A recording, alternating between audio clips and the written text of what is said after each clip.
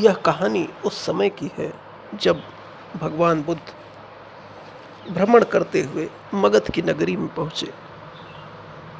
उन्होंने देखा कि सारे लोग बहुत ही दुखी हैं। पूछने पर उन्हें यह पता चला कि पास के ही एक जंगल में एक डाकू रहता है जिसका नाम अंगुलिमाल है, जिसने उन सब के परिवार के किसी न किसी सदस्य का वध कर डाला है। सिद्धि प्राप्ति के लिए वह रोज एक मनुष्य का वध करता है और उसकी अंगुलियां काटकर माला में पिरो देता है। उसकी इच्छा है कि वह 1000 अंगुलियों की माला देवी को पहनाए।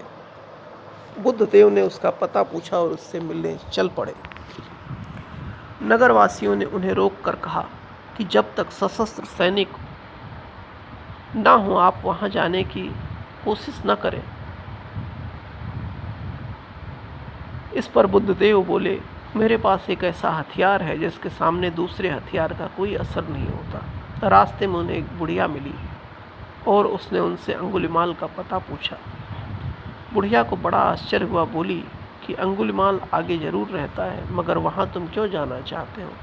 वह मनुष्य नहीं राक्षस है और वहाँ तुम्हारा जाना खतरे से खाली नहीं। वह जरूर तुम्हारी हत्या कर देगा। बुद्ध देव बोले, भला वह मेरी हत्या क्यों करेगा?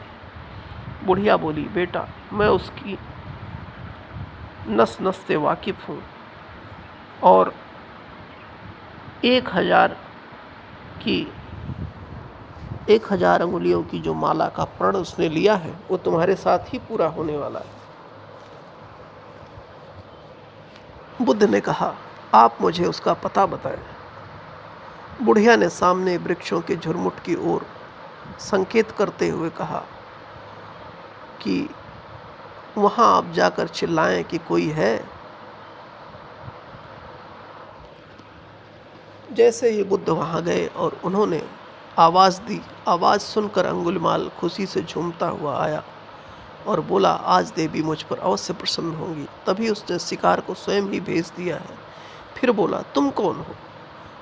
बुद्ध ने प्रति प्रश्न किया, अंगुलिमाल तुम ही हो ना? हाँ हाँ, गर्दन सामने करो, मैं तुम्हारा वध करूँगा। बुद्ध देव ने खुशी से गर्दन सामने कर दी।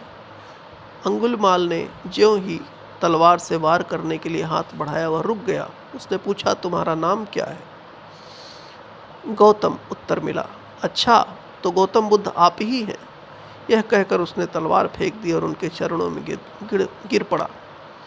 बोला, गुरुदेव मुझे क्षमा करें और अपनी शरण में ले लें।